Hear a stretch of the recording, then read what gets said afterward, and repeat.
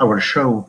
And I know that there's a lot of facts out there on the internet, and like the media is like trying to get interviews and mentioning facts. So I'm trying to simplify things, and like interviewing our guest today, Dr. John Adams, was someone who has hands-on experience with treating the COVID, as well as breast knowledge about the vaccine and what's going on. And I have some good questions for him. So please let me start by introducing John. John, thank you for being with us today. Dr. John Adams is MD, MPH, as a primary care physician working on the front lines of the COVID responses since March, has been a physician leader at the Cambridge Health Alliance. And thank you for the Cambridge Health Alliance being very supportive to our show. Acute Care Center, an outpatient respiratory clinic serving patients from several eastern Massachusetts communities that have been devastated by the corona pandemic. Over the last 8 months, his clinic really has become a national model for the outpatient care for the patient with the coronavirus, which makes him very well suited to be interviewed in our episode today. Prior to his work in the Acute Care Center, Dr. Adams served the same community as a primary care physician with a specialty training in adolescent medicine. During this time, he also worked as a public health researcher, studying the impact of chronic illness on mental health. He completed his medical training at the University of California, San Diego, a place where I'd like to retire at one point of time, and Boston Children's Hospital, and completing public health training at Harvard Chan School of Public Health.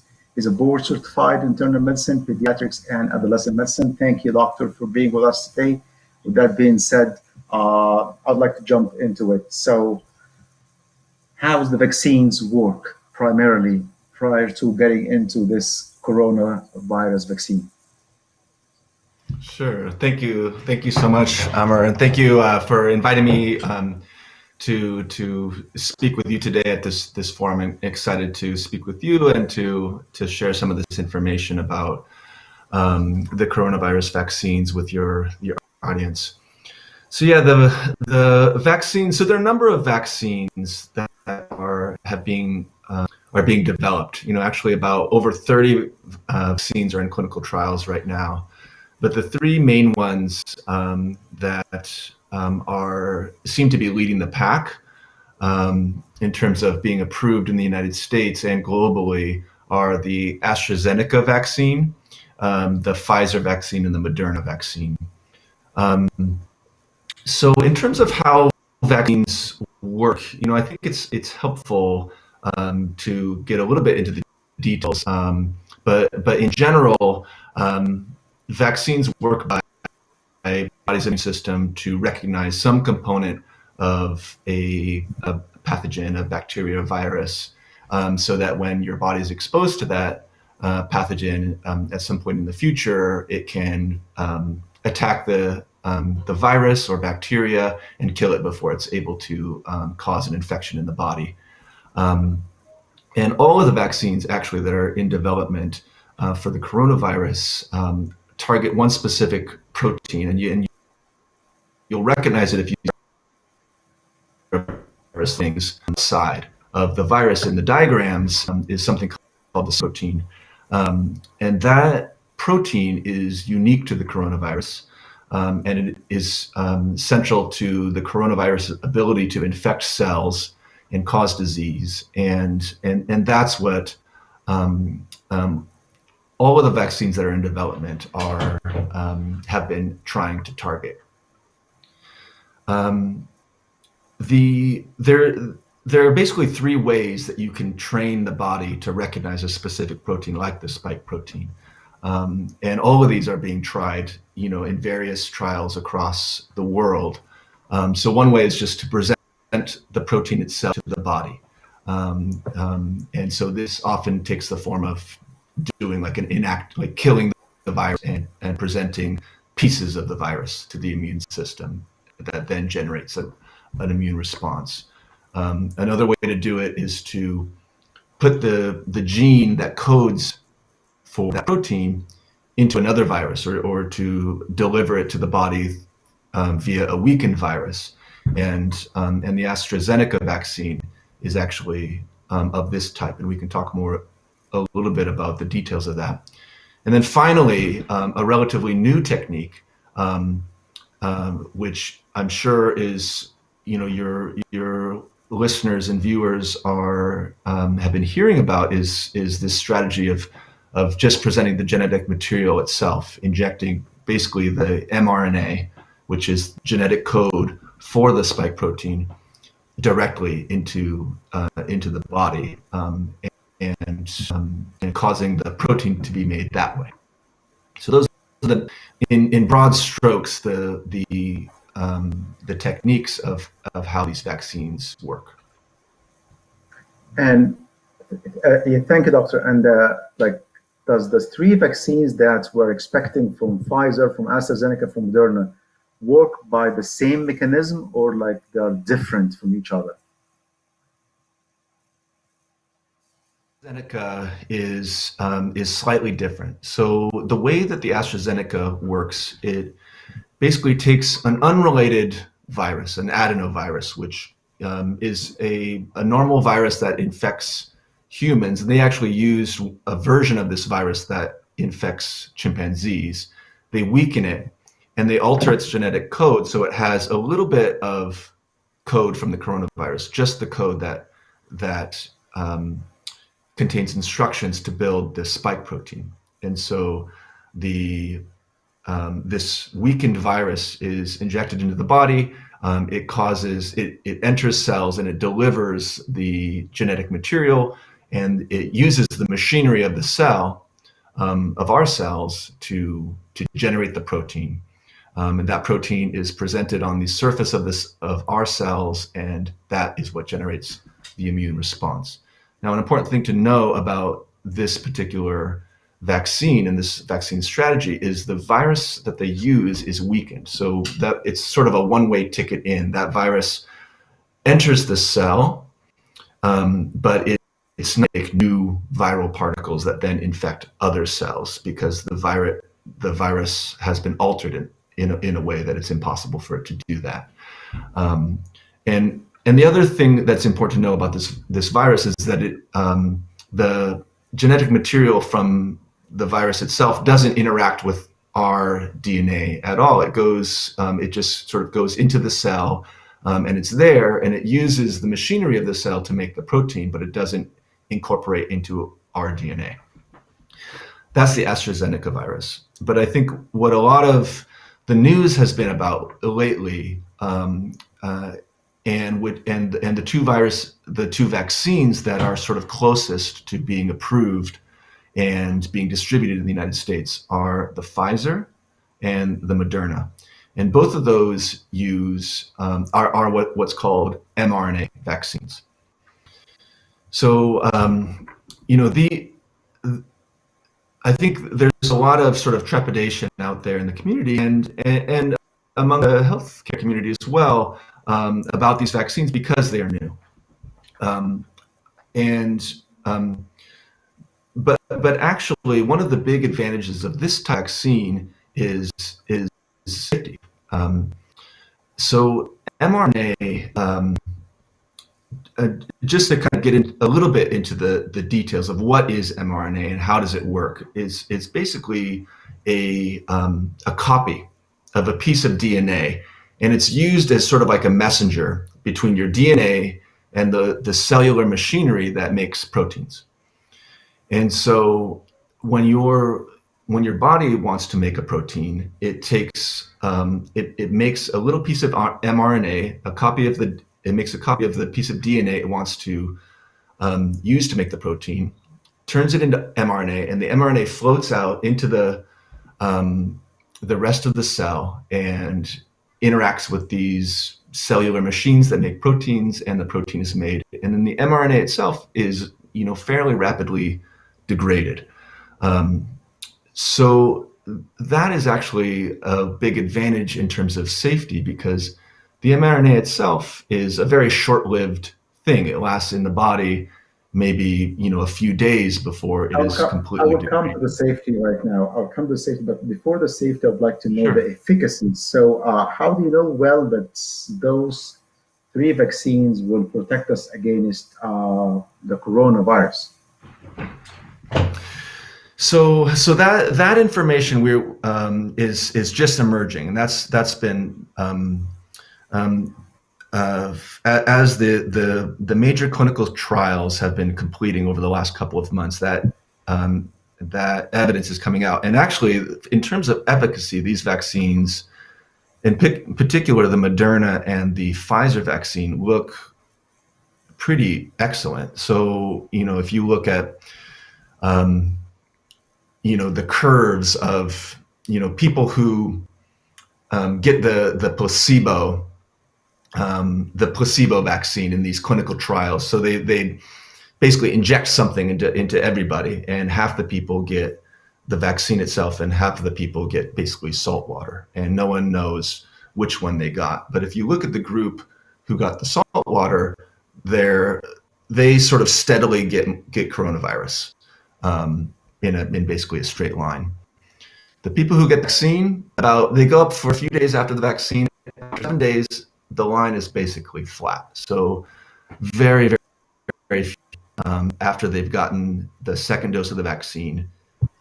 So those are like volunteers, human being volunteers. That's right. Those are human beings. These are human beings.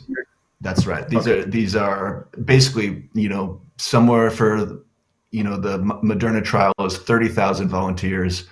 For Pfizer was over 40,000 volunteers. So thousands of people, and who are followed for a couple of months. And basically, to put numbers to it, the efficacy for both of these vaccines is in the 94 to 95% range, which is pretty astounding. Okay, that's definitely a very good number. So, and let's assume that I will be taking, people will be getting this vaccine. So, how long or how the duration that the protection will last? Is it once for life? Is like flu shot every year? So, how frequent do I need to get this vaccine? So they don't know. We know that it lasts for at least 3 months, because that's the duration of these trials have sort of followed people throughout that for that long. But beyond that, it's not clear. It may be similar to the seasonal flu shot, where we need to get boosters every year. Or it may be something more like the tetanus shot, where it's a longer duration, where you need to get a booster. So that time will tell. But we do know that the protection for 3 months is quite good. And given the fact that we're in the middle of a massive surge, having that kind of protection over these next months is going to save thousands and thousands of lives. So excuse my ignorance, because like during the manufacturing of the vaccine itself, don't those companies know that whether it's going to be one shot and a booster like after a year or 2 years? Is it like part of the synthesis of the vaccine, or this is like trial and error? Like, let's see how things will develop. I was under the impression that it's part of the manufacturing. So under normal circumstances, there's the process of sort of like finalizing, like, what is the vaccine and what is the frequency of booster that's necessary, is like a 10 to 15 year process. So there's the initial phases, which we've been going through with this vaccine, of doing the scientific study in the lab with animals, doing the initial safety studies in humans, and that part, they're sort of trying out different doses, deciding whether to do just one shot or should they do 2 shots. And just it's important for your viewers to know that both the Pfizer and the Moderna vaccine it's a 2-shot series, so you need to get both shots to really have that full protection. But they don't, and they're measuring sort of in the body, like the antibody response and the things that you can measure in the blood to sort of see, is there protection. But it's not until you observe people for 5 years, 10 years, and see whether their immunity wanes, that you can really make a decision about, do we need to get a booster? So that piece of it, you can't know at the outset. So this vaccine is not the end of the COVID, it's just the beginning of a knowledge journey that we will explore and know together. So this is a very important piece of information, and Absolutely. at least Absolutely. level the expectations of what we're expecting. Because like people expect that, hey, we'll take the vaccine and that's it. Everything's gonna be like everything will disappear. But apparently, what you're saying that no, it's an exploration journey that we have to walk together to know the next steps. You mentioned that there were some volunteers who took those like vaccines, huge number of volunteers. So, and the efficacy rate, from what you said, that's it's significantly high, above 90%. Yeah. What about the side effects and the health risk issues? Sure. So, in general, these vaccines appear to be quite safe.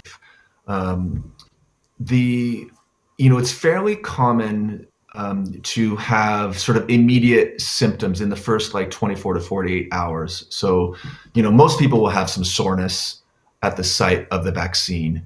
About a quarter of people will describe that soreness as being like moderately severe. So not unexpected. And then probably a third to a half of people will have basically flu-like symptoms. So headache, fatigue, they might have a fever or chills, achiness in their body. And that generally lasts, 24 to 48 hours. And so people who choose to get the vaccine should expect to have some symptoms in the day or two after getting the vaccine. And that's fairly, standard, as I'm sure, all of us are familiar with, getting vaccines, other types of vaccines. In terms of more serious side effects, there really have not been many things that have occurred in these clinical trials that raise concern for a serious effect of the vaccine.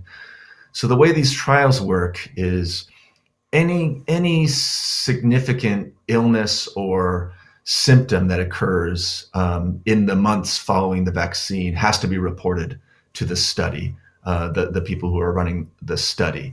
And so, if you get pneumonia, if you get in a car accident, if all of that is reported, and the rates of these serious events, are low in males, less than 0.5%, and they're comparable between two arms. And then what the study investigators do is look at those events and see, like, what is the timing of that compared to the vaccine? Is the number of events of a particular type greater in the vaccine group compared to the placebo group?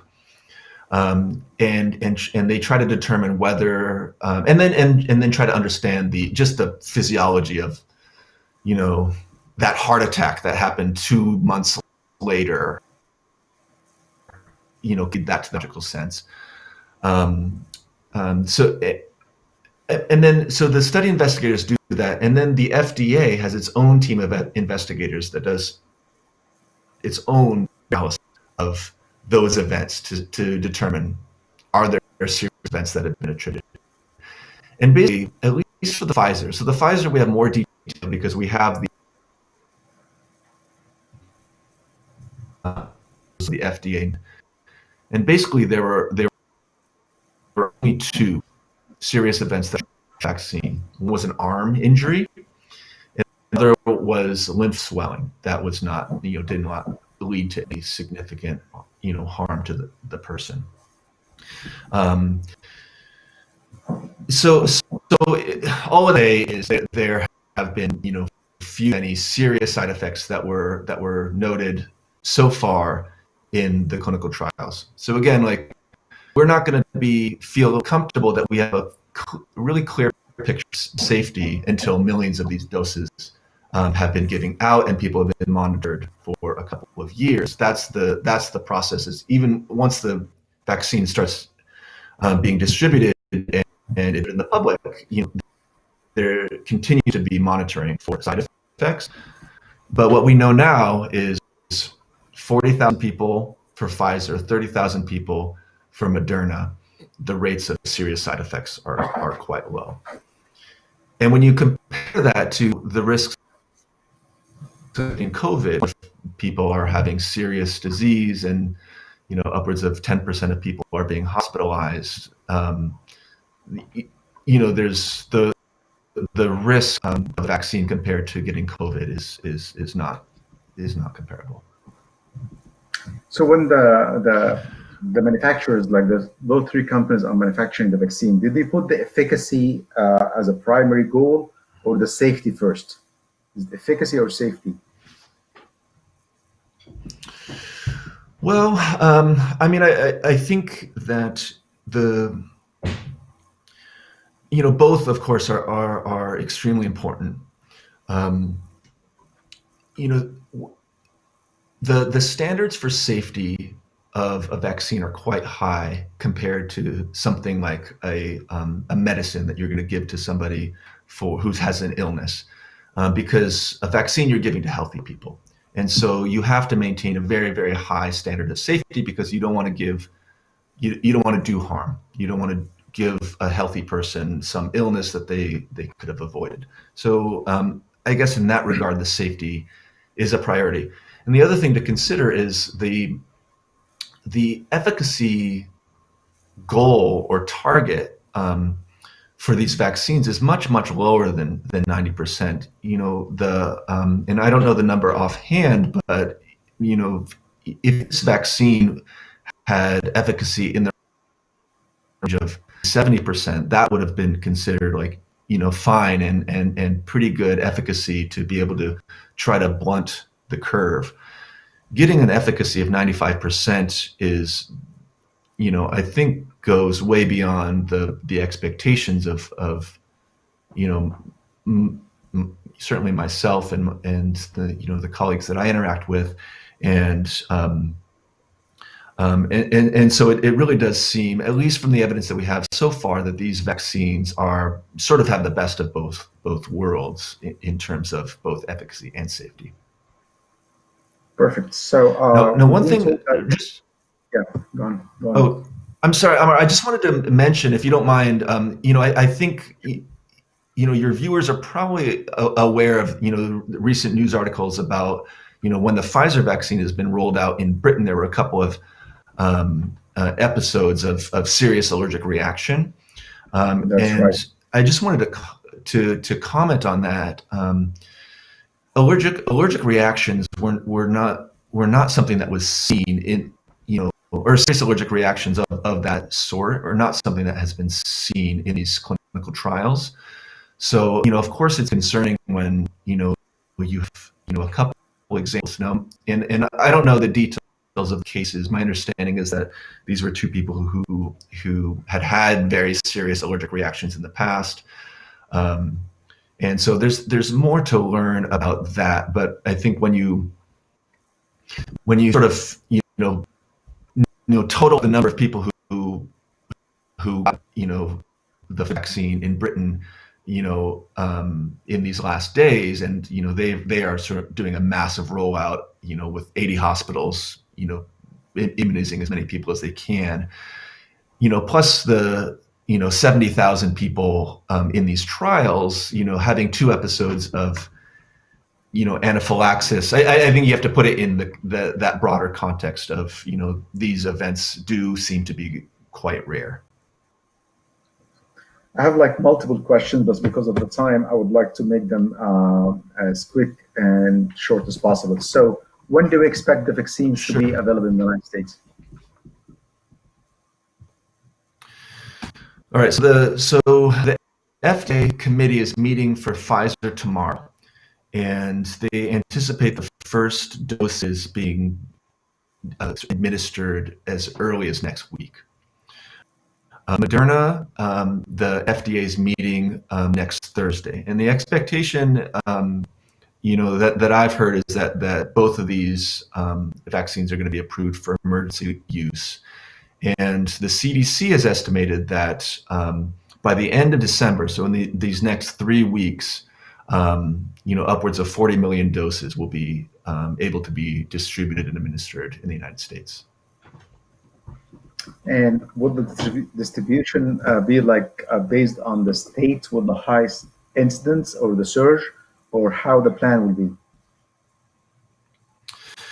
So I don't know actually the answer to the question. I believe that the vaccine is being distributed to all the states. But what I do know is that the people who will be prioritized are frontline healthcare workers, as well as both patients and workers who are working in nursing homes, long-term care facilities, because we know that these are the people who are most at risk.